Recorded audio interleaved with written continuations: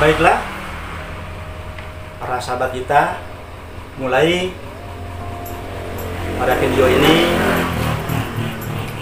pembuatan pola dasar. Direncanakan kali ini kita sama-sama akan membuat pola perempuan dengan kancing numpang. Pada saat membuat pola, yang dipersiapkan adalah pertama, ukuran harus sudah dipersiapkan. Kemudian peralatan seperti penggaris tangan untuk tangan, kemudian untuk panggul. Meteran harus dipersiapkan, kemudian spidol. Sekali lagi, meteran harus ada, spidol untuk membuat garis-garis pola, kemudian penggaris untuk pola dasar cukup 3 macam ini ya. Penggaris untuk panggul, penggaris untuk yang lurus, garis gerak, garis pundak, garis badan, panggul dan kaki, garis sirip sama, dan ini untuk lubang tangan nanti ya, atau kerungan tangan penggaris ini. Yang paling pokok di sini harus ada ukuran terlebih dahulu. Kemudian sebelum membuat pola, siapkan kertas ya, seperti begini. Nah, ini sebagai media untuk membuat pola ya. Bisa dari karton, bisa dari koran atau sampul buku dan lain sebagainya. Yang penting bisa kelihatan pada saat membuat pola. Baiklah, seperti yang sudah direncanakan tadi, pada saat ini kita akan membuat pola perempuan dengan kancing numpang. Pertama, kita bikin garis sirip ya. Seperti apa garis sirip? Kenapa harus ada garis sirip? Karena pada saat ini kita akan membuat pola kancing numpang ya, kancing perempuan tapi numpang. Ujung kertas kita jadikan ujung sirip. Karena pada saat ini kita mau membuat pola kancing numpang, maka dibikinlah garis sirip dengan jarak 1,5. Tuh. Dengan jarak 1,5. Nah, kita garis ya. Ini yang namanya garis sirip. Kita kasih jarak 1,5. 1,5 dari mana? 1,5 dari pinggir koran atau dari ujung koran. Seandainya mau membuat pola kancing pas, tidak perlu membuat garis sirip. Cukup dengan ujung koran saja, ujung kertas saja ya. Perhatikan baik-baik. Beginilah cara pertama kali membuat pola dasar. Sekali lagi, siapkan kertas seperti begini ya, polos supaya kelihatan. Ini kita pakai kertas HPS nih ya, disambung-sambung sengaja supaya kelihatan ya. Ini adalah garis sirip, ini paling ujung adalah ujung sirip, ini garis sirip. Jarak dari ujung sirip ke garis sirip adalah 1,5 cm, yang mana nanti kalau ditumpuk dalam arti dipakai, maka 1,5 kiri, 1,5 kanan. Maka begitu dipakai, kedalaman baju yang numpang itu adalah 3 cm. Baik, tadi sudah disiapkan ukuran seperti begini ya. Panjang pundak, panjang tangan, lingkar tangan, lingkar badan, lingkar pinggang, lingkar panggul, dan panjang baju. Laki-laki, perempuan sama seperti begini caranya. Menulisnya sama, 1, 2, 3, 1, 2, 3, dan yang panjang terakhir di sini. Cukup untuk tinggi pinggang. Ini adalah khusus untuk pola perempuan. Karena pola perempuan ini nanti yang paling banyak model bajunya, dan ini sudah dipersiapkan. Misalnya ini tinggi pinggang di sini. Nanti ada tinggi panggul di sini. Nanti ada tinggi lutut di sini ya. Itu biasanya dipakai untuk baju dress ya, baju yang panjang-panjang, baju muslim. Maka disiapkan kotaknya. Dan ini dipersiapkan untuk panjang rok, panjang celana. Yang disimpan di sini sejajar dengan panjang baju, jadi tidak berantakan ya. Nah, seandainya mau membuat celana, tinggal tulis C berapa. Seandainya mau bikin rok, tinggal tulis R berapa. Seandainya mau bikin rok juga dibikin, celana juga dibikin, maka di sini tulis C berapa, R berapa. Panjangnya saja sejajar dengan panjang baju. Kenapa hanya panjangnya saja? Karena pada saat mengukur baju ini, pinggang dan panggulnya sudah ada ya. Sekali lagi, ketujuh ukuran ini adalah yang pokok yang harus kita ukur.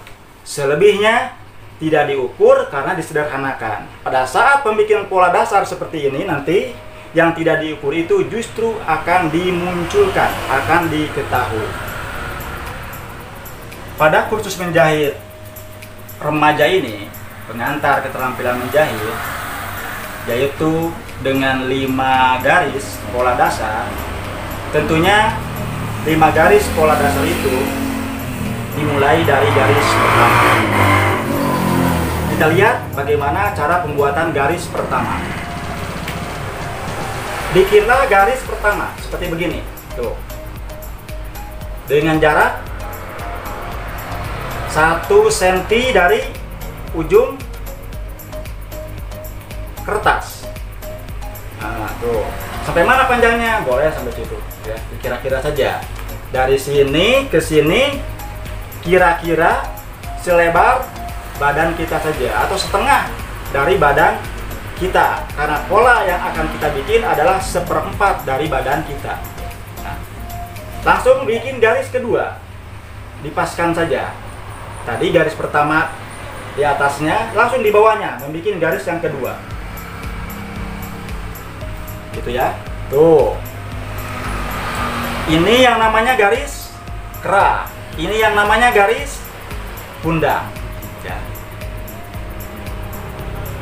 Apakah kalau bajunya dengan kancing pas ada garis kera, garis pundak? Iya, sama. Kan ada 5 garis ya. Mau kancing pas, mau kancing numpang, semua ada 5 garis. Dan ini adalah garis pertama, namanya garis kera. Ini garis kedua, namanya garis pundak. Di bawahnya, nah, kalau kita berurutan dari badan ya, tadi kera ya. Oh, ini garis kera ya. Nah, ini pundak, garis kera, garis pundak, kemudian garis badan. Nah, di mana garis badan? Nggak jelas ya di mana. Nah, kita lihat ukuran. Ukuran yang ada di sini melihat ke lingkar tangan. 29 dibagi 2, 14,5, bulatkan ke atas menjadi 15. Rumusannya ditambah 2 jadi 17. Diukur 17. Ingat, diukur dari garis kedua. Ya, diukur dari garis kedua. Tuh ya, sama dari garis kedua. Garis kedua itu ini ya, ini garis pertama, garis kera, ini pundak, garis kedua.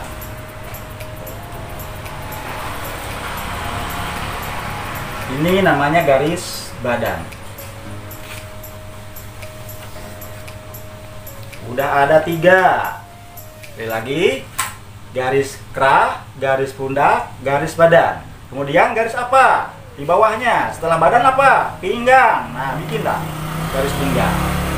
Di mana ya garis pinggang? Nah, lihat ukuran di sini.